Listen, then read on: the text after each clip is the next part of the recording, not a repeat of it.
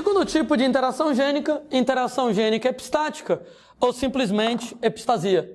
Gente, na epistasia, o que acontece é que um determinado par de genes, chamado epistático, ele vai lá e, entre aspas, inibe outro par de genes, chamado de hipostático. O que eu coloquei, entre aspas, o inibe? É porque que nem você dizer que o gene dominante inibe o gene recessivo. Ao pé da letra, o gene dominante não inibe o gene recessivo, né? Que é a história que o alelo dominante trabalha, que o alelo recessivo ele é defeituoso, aí o alelo dominante se manifesta e o alelo recessivo não se manifesta. Mas ainda, moçada, questão lá de simplificação, já que o alelo dominante ele trabalha e o alelo recessivo não, quando eu tenho um dominante e o excessivo não se expressa, às vezes a moçada coloca que o alelo dominante inibe o alelo recessivo. Ao pé da letra, do ponto de vista químico, não é desse jeito, não é que o dominante inibe porcaria nenhuma, é que o dominante funciona e o excessivo não funciona. E de maneira semelhante, ao pé da letra, não é que o par epistático inibe o par hipostático. Do ponto de vista químico, não existe essa inibição. Mas, gente, o efeito é como se inibisse, né? Então, na prática, o efeito lembra um efeito de inibição. O par epistático trabalha, o par hipostático ele não vai trabalhar. Se tiver os dois juntos, o epistático funciona, o hipostático não. Qual a diferença disso para dominante e recessivo? Era uma vez dois pares de cromossomos, A e Azinho, B e Bzinho. Azão é dominante sobre Azinho, que é recessivo, entre aspas, Azão inibe Azinho. Bzão é dominante sobre Bzinho, que é recessivo, entre aspas, bem grandes, Bzão inibe Bzinho. Entretanto, moçada, às vezes acontece desse par inteiro inibir esse outro par inteiro. E aí, nesse caso, quando eu tenho que o par como um todo, Azão, Azinho, inibe o outro par Bzão, Bzinho, o nome disso é epistasia. Inclusive, esse par que está inibindo será o par epistático, e o par que é inibido, Bzão, Bzinho, será o par hipostático nesse caso. Pronto, quer dizer então que quando eu trabalho com epistasia é diferente de dominante e excessivo. Dominante e excessivo é para o mesmo par. Azão é dominante sobre Azinho, Bzão é dominante sobre Bzinho. Na epistasia, um par inteiro, Azão, Azinho, é dominante, entre aspas, sobre outro par, Bzão, Bzinho. O par, entre aspas, dominante é o epistático, o par, entre aspas, excessivo, ele é o hipostático. Existem, moçada, 3 tipos de epistasia. 3 tipos, moçada, de epistasia. Lá vamos nós, epistasia dominante. Na epistasia dominante, o par epistático, ele só vai inibir, entre aspas, quando ele tem um alelo dominante. Então, o par epistático só vai inibir quando ele apresenta um alelo dominante. Claro que não deu para entender porcaria nenhuma, né? De maneira que vamos exemplificar. Ninguém tem obrigação de conhecer os exemplos que eu vou citar, mesmo porque na hora da prova não tenho como adivinhar qual é o exemplo que vai ser colocado. Né? Aqui, coloração de cebola. Em cebola, a brincadeira é a seguinte: você tem, moçada, um gene azão que determina que a cebola é roxa, o azinho determina que a cebola é amarela. Azão dominante, azinho recessivo. Existe um outro par de genes, onde o alelo izão dominante inibe a produção de pigmento na cebola e a cebola será branca. Izinho permite a manifestação dos pigmentos de maneira que a cebola vai ser roxa ou amarela. Landim, como é que isso aí pode cair numa questão? O cara vai lá e conta toda essa história. Olha, para cada cebola, você tem lá 2 pares, azão, azinho, izão, izinho, e conta essa história. E levanta situações de problema. Por exemplo, quais são os possíveis genótipos da cebola para a cebola ser roxa? Me ajuda?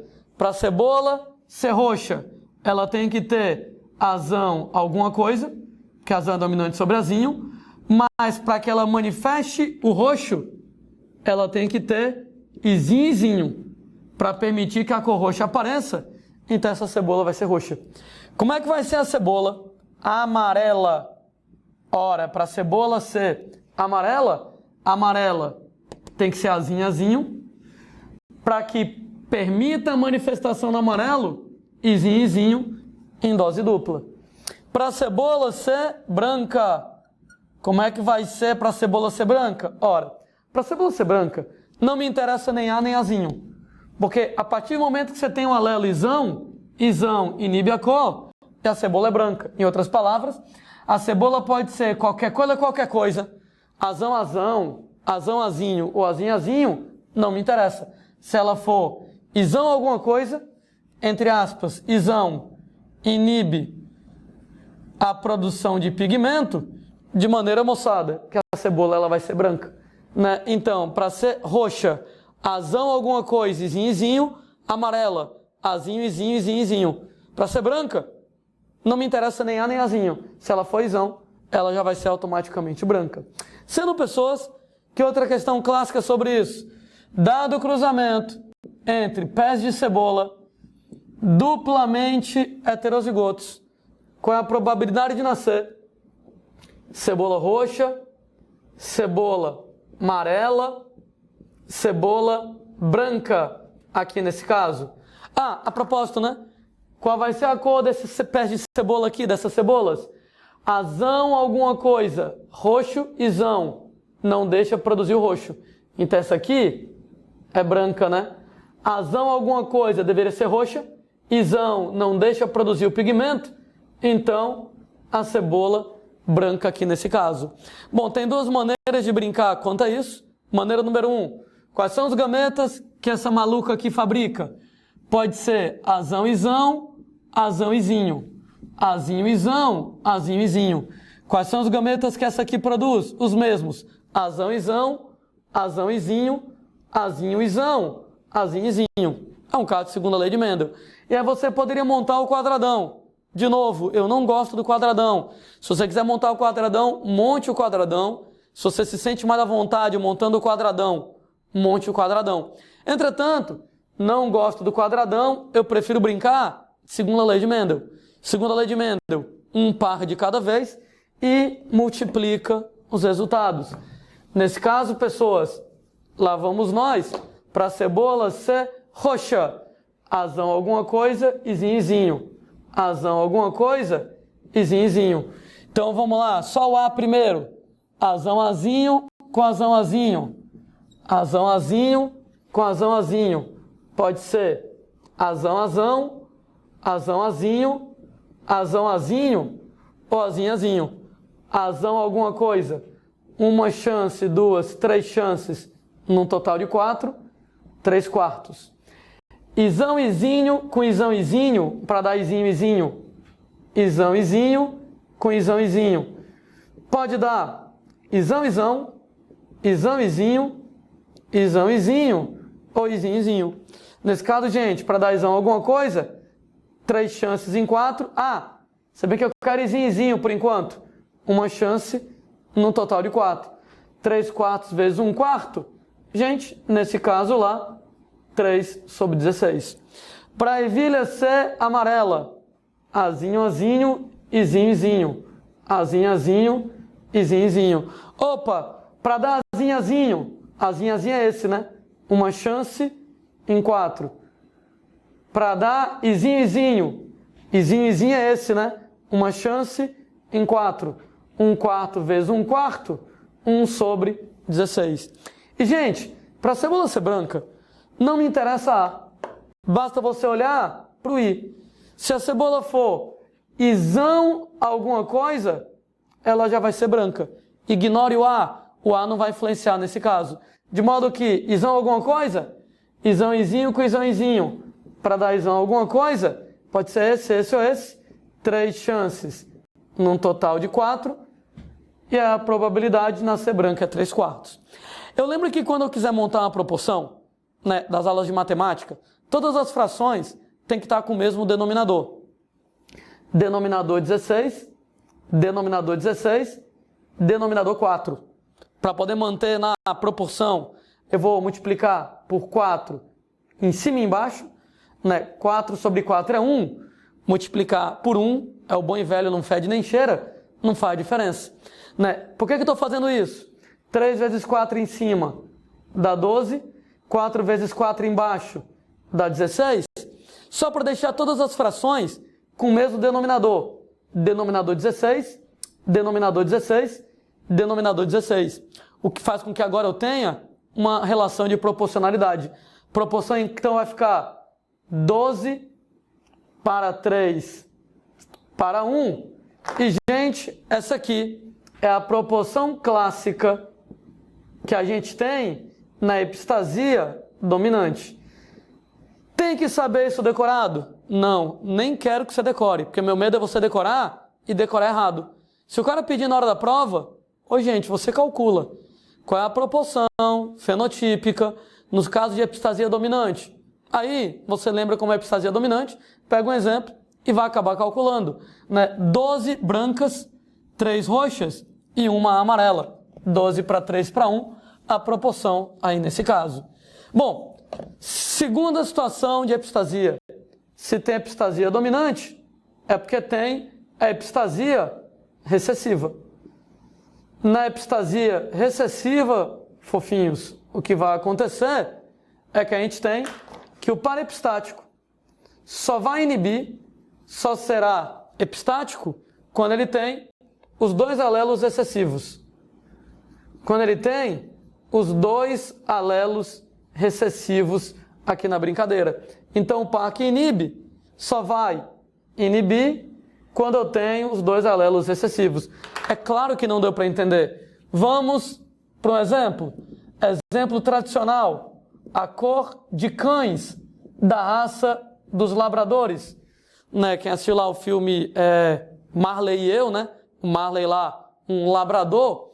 E a coloração moçada lá dos labradores, né, é determinada por dois pares de genes, onde eu tenho uma relação de epistasia.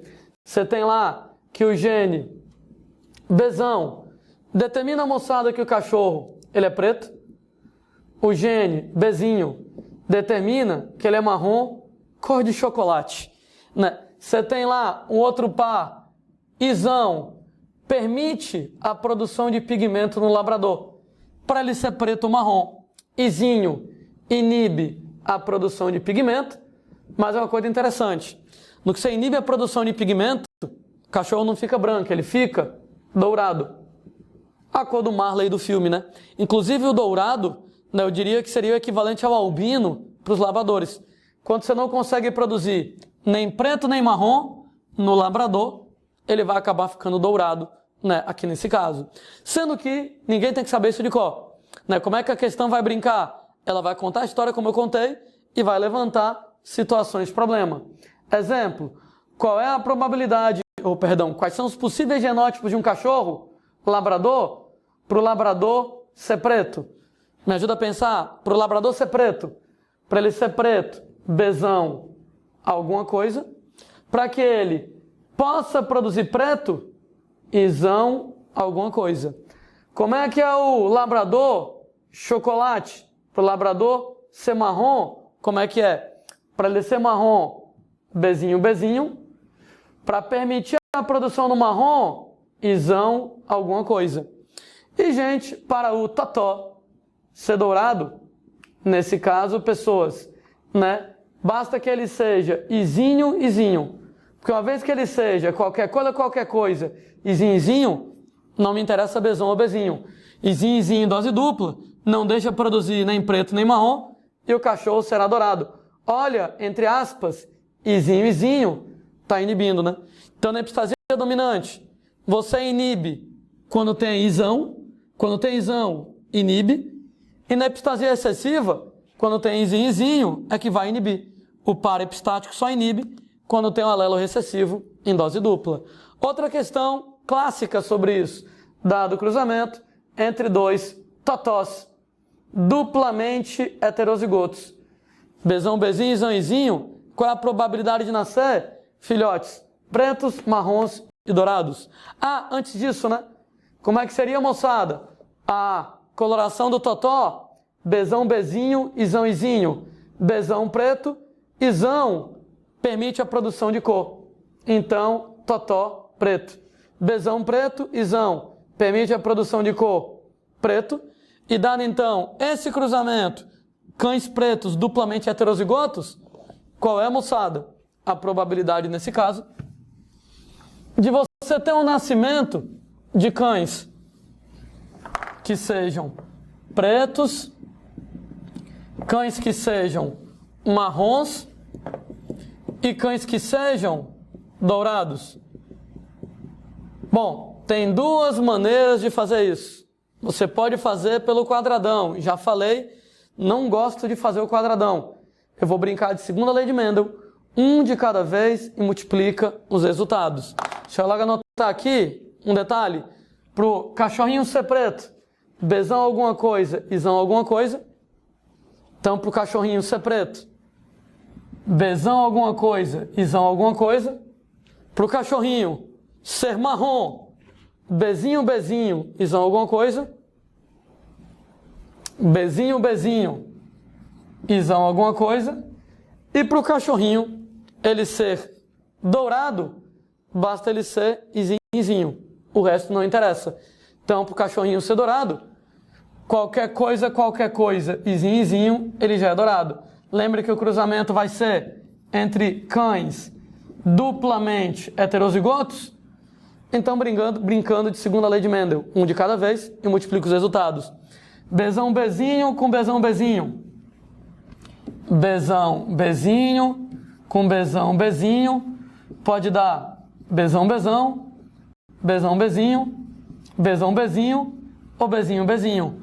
Para que nasça Bzão alguma coisa, 3 chances num total de 4. Esquece o B, vamos pro I. Izão, Izinho com Izão, Izinho, dando Izão alguma coisa.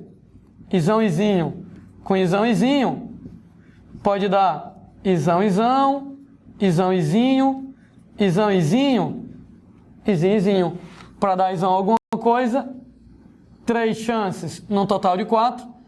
3 quartos vezes 3 quartos, 9 sobre 16. Para o cachorro ser marrom, Bzinho, Bzinho, uma chance em 4. Izão alguma coisa, Izão alguma coisa, 3 chances em 4. 1 quarto vezes 3 quartos, 3 sobre 16. E para o cachorro ser dourado, que nem o Marley lá, né? Basta ser Izinho. Esquece o B.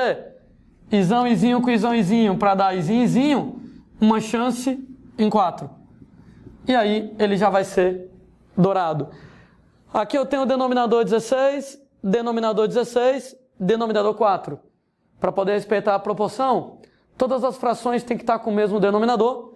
Então vou multiplicar por 4 quartos, 4 sobre 4 dá 1, multiplicar por 1 não faz diferença. Estou fazendo isso só para poder colocar 1 vezes 4 em cima dá 4, 4 vezes 4 embaixo dá 16. Agora, 16, 16, 16.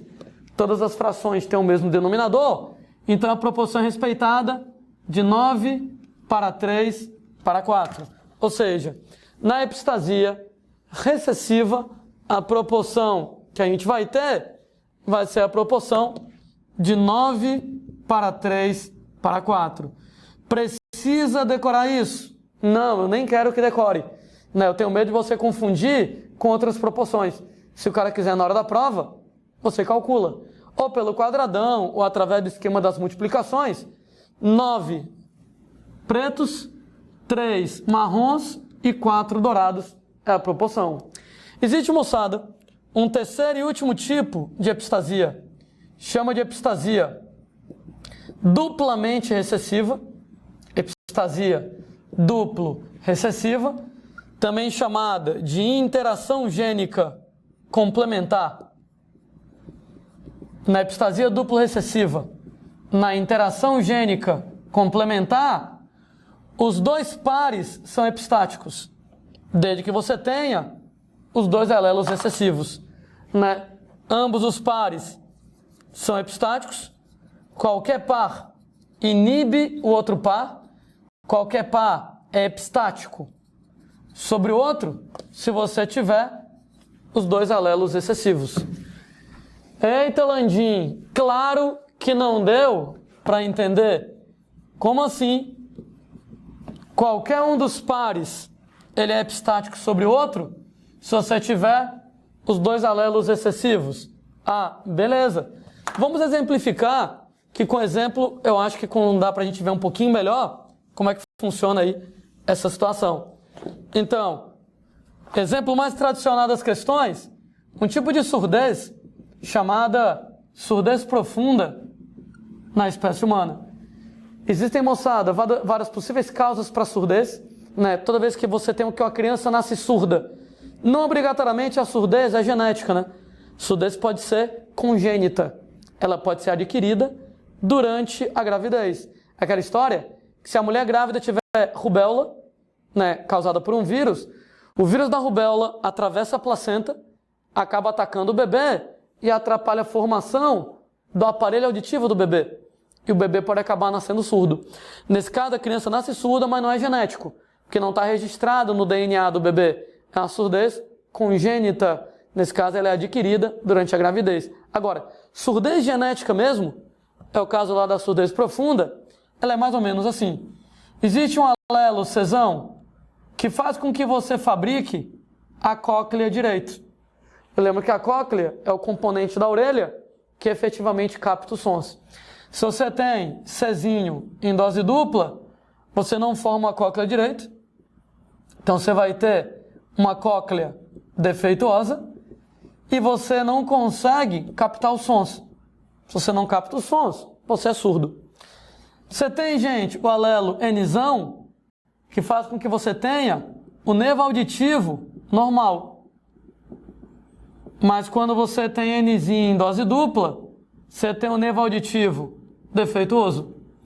Gente, o nervo auditivo é quem conecta a cóclea com o cérebro, para você poder interpretar os sons. Se você vai lá e tem um nervo auditivo defeituoso, a cóclea capta o som, mas não chega impulso nervoso no cérebro. Se não chega o impulso nervoso do som no cérebro, você não escuta nada. O cérebro não registra os sons que você escuta, então você vai ser surdo. Comparação idiota clássica do Landim. É que nem um microfone. Às vezes você vai lá e fala no microfone, que nem o microfone que o Landim está usando aqui na lapela, e às vezes não está funcionando. Duas hipóteses para não estar funcionando. Ou o microfone está quebrado, ou então o fio do microfone ele está com problema. Nesse caso, moçada, se o microfone estiver quebrado, ele não funciona. Se o fio do microfone estiver quebrado, ele não funciona. Em ambos os casos, eu vou falar aqui no microfone e não vai aparecer o som. Ou porque o microfone está com defeito, ou porque o fio ele está com defeito. Nesse caso, moçada, cóclea defeituosa, o microfone não funciona. Não capta os sons. Nervo auditivo defeituoso, o fio não funciona. Você pode até captar o som, mas não adianta nada captar o som se o fio do microfone não funciona e não leva a informação do som para onde você tem que levar. No caso do nervo auditivo, se ele estiver defeituoso, eu capto o som, mas não gera impulso nervoso, não leva o impulso nervoso para o cérebro não registra os sons. É como se você não escutasse, você vai ser surdo de qualquer jeito. Daí, claro que ninguém tem que saber disso decorado, mas como é que seria uma pessoa para a pessoa ser normal? Ora, gente, para a pessoa ser normal, a cóclea tem que funcionar Czão e o nervo auditivo tem que funcionar Nzão. Porque, gente, para que você seja surdo, eu tenho 3 possibilidades. Se você for Czão alguma coisa, Nzinho, a cóclea capta o som, mas não adianta. No nervo auditivo não consegue levar a informação para o cérebro não registra nada, você vai ser surdo. Forçando pra caramba a barra, é como se Nzinho inibisse a habilidade do Czão de te fazer escutar. Outra possibilidade para você ser surdo, Czinho, Nzão alguma coisa. Ora, se você tem lá Nzão alguma coisa, ora, gente, o nervo auditivo funciona. o nervo auditivo leva o impulso nervoso para o cérebro normalmente. Entretanto, que impulso nervoso? Porque se você é Czinho, a cóclea não funciona e ela não capta sons. Uma vez que ela não capta sons, você vai ser surdo. Entre aspas, é como se Czinho inibisse a habilidade do Nzão de te fazer escutar.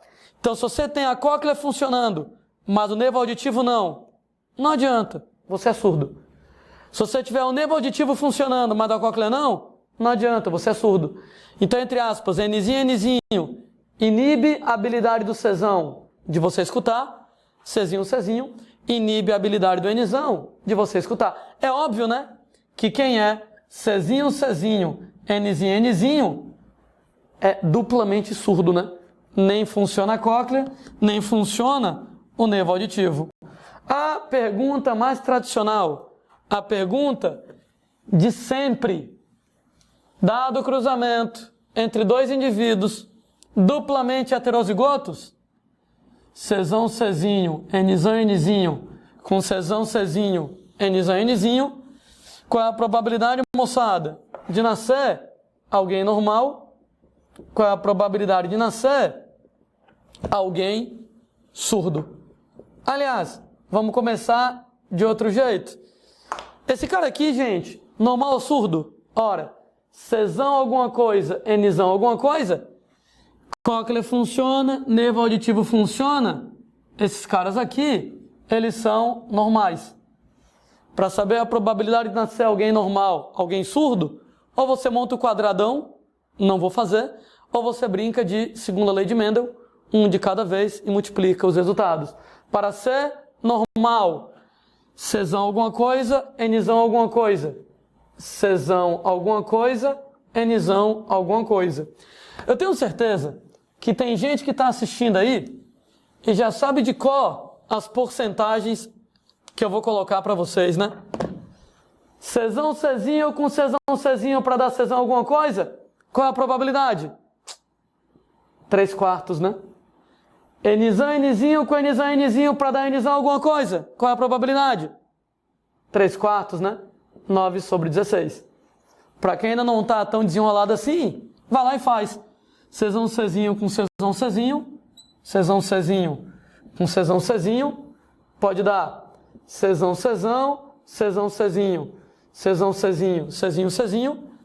Czão alguma coisa, 3 chances, num total de 4. Nzão com Nzão, Nzão com Nzão, pode dar Nzão, Nzão ou Nzão, Nzão alguma coisa, 3 chances, num total de 4. Né? Então, se você já, claro, está desenrolado, já faz a conta de cabeça, beleza, faz de cabeça. Se não, monta o quadradinho que vai dar certo. Alguém vai lá e continua pensando comigo, Landim, para ser surdo, vai dar uma trabalheira danada, né? Porque surdo tem de 3 jeitos. Pode ser Czão alguma coisa, Nzinho, ou Czinho, Nzão alguma coisa, ou Czinho, Nzinho. Beleza? Dá trabalho? É o jeito. Czão alguma coisa, já tinha calculado. 3/4, Nzinho. Uma chance em 4. 3/4 vezes 1/4, 3/16. Ou, gente, o que é que faz com ou mesmo? Em probabilidade em proporção? Soma, né? Czinho, uma chance em 4. Nzão alguma coisa eu já tinha calculado. 3/4. 1/4 vezes 3/4, 3/16. Czinho, Nzinho. Czinho, já tinha calculado 1/4. Nzinho, 1/4.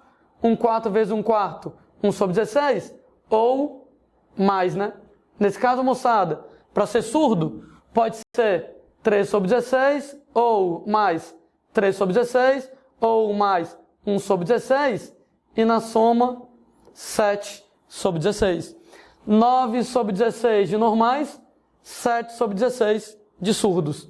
Alguém que está vendo eu fazendo tudo isso, deve estar pensando assim, meu Deus, como o Landim é burro, em matemática.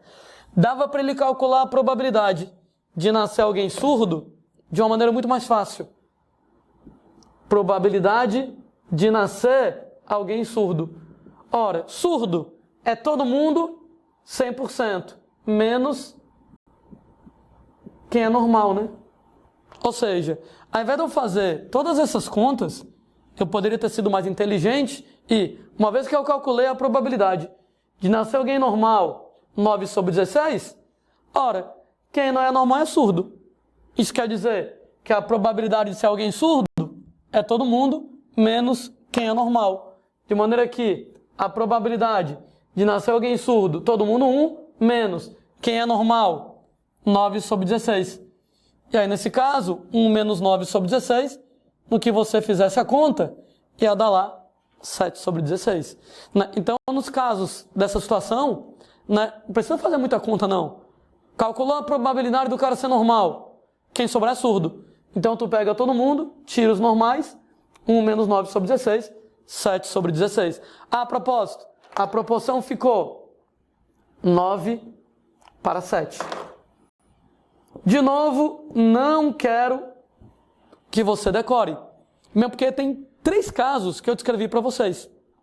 Ora, na segunda lei de Mendel, tradicionalmente, nós temos que a proporção ela vai ser 9, 3, 3, 1. Qual é o significado dessa proporção? 9, 3, 3, 1. São 9 indivíduos duplamente dominantes, 3 indivíduos dominantes para a primeira característica, recessivos para a segunda, 3 indivíduos recessivos para a primeira, dominantes para a segunda, e um indivíduo duplamente recessivo. Então, na segunda lei de Mendel, né, duplo dominante, 9, dominante para um, recessivo para outro, 3, recessivo dominante, 3, recessivo excessivo, 1. Nos casos de epistasia que eu estou descrevendo, na epistasia dominante, o caso da coloração da cebola, eu estava comentando que quando você é isão alguma coisa, tu já é branco. Isso quer dizer que se você é dominante para o GNI, tu já é branco. Isso quer dizer que esses dois aqui vão ser iguais. Né? Dominante para isão já é branco, daí por isso 9 mais 3, 12, a proporção fica 12 para 3 para 1. Na epistasia recessiva, o caso lá da cor dos cachorros, ora, se o diacho moçada lá do cachorro, ele for izinho, ele já é dourado. Ou seja, se ele for recessivo para I, ele já é dourado. Aí fica 9 pretos, 3 marrons. Quem é recessivo para I já é dourado. 3 mais 1, 4 dourados. Por isso que a proporção fica 9 para 3 para 4. Em relação à epistasia duplo recessiva, ora, na epistasia duplamente recessiva, nós temos que basta você ser recessivo para um, que você já é surdo. Então, se você é excessivo, recessivo, você já é surdo. A única possibilidade de você não ser surdo é você ter os dois dominantes. Daí fica 9 indivíduos que são normais e 3 mais 3 mais 1, recessivo, excessivo, excessivo. 3 mais 3 mais 1, 7 indivíduos que eles são surdos. Por que eu estou colocando isso para vocês? Porque todas as proporções da epistasia são variações da proporção clássica da segunda lei de Mendel. No caso da segunda lei de Mendel, deixa eu só dar uma limpada aqui, que está meio poluída aqui a imagem. Então, na segunda lei de Mendel, a proporção clássica é 9, 3, 3, 1. Por que na epistasia dominante é 12 para 3 para 1? Porque 12 é 9 mais 3. Esses aqui. Por que na epistasia excessiva é 9 para 3 mais para 4? Porque 4 é 3 mais 1. É isso aqui. E por que na epistasia dupla excessiva é 9 para 7? Porque 7 é 3 mais 3 mais 1. Ou seja, 3 mais 3 mais 1, 7. Então, todas as proporções de epistasia são variações da proporção clássica da segunda lei de Mendel. São variações daquela proporção 9:3:3:1. 12 para 3 para 1, 9 para 3 para 4, ou então 9 para 7. Uma última observação. Sobre esses casos de epistasia que a gente está comentando, é que tem dois exemplos de epistasia que eu já tinha descrito antes e não tinha mencionado que era epistasia. É o caso, por exemplo, do falso zero. Lembra, moçada, como é que era falso zero? Tu pode ser IA e A, IA izinho, IB e B, IB izinho, IA e B, não me interessa o que você é. Se você for Hzinho, Hzinho, entre aspas, inibe a produção de A, inibe a produção de B, e o teu sangue será falso zero. Olha como é epistasia. Epistasia, um par de genes inibe o outro par. Hzinho, inibe IA e B, izinho. Detalhe, que tipo de epistasia é essa? Olha que para você ser falso zero, para ter efeito de inibição, tem que ser o Hzinho em dose dupla. Hzinho é alelo recessivo. Então, trata-se de um caso de epistasia recessiva. Outro importante exemplo de epistasia recessiva diz respeito ao albinismo. Porque, gente, você pode ter alelos, genes, para ser preto, mulato, branco, azul, cor-de-rosa, vermelho, roxo de bolinhas verdes, não me interessa. Quem é azinho para albinismo, o azinho inibe, moçada, a produção de melanina. Então era para você ser preto, era para você ser mulato, era para você ser branco, mas com azinho em dose dupla, inibindo a produção de melanina, você vai ser, nesse caso, albino. E aí o albinismo é um caso de epistasia. Notem que o alelo azinho, os alelos azinho em dose dupla, inibem a produção de melanina. Então, um par de genes está inibindo o outro.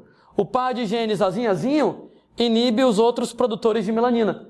Não é epistasia. De que tipo? Recessiva, né? Porque só inibe quando é azinho. Quando é azinho, aí você tem então o efeito de inibição. Trata-se então de um episódio de epistasia recessiva também. Dois importantes exemplos de epistasia recessiva, então, o falso O e o albinismo.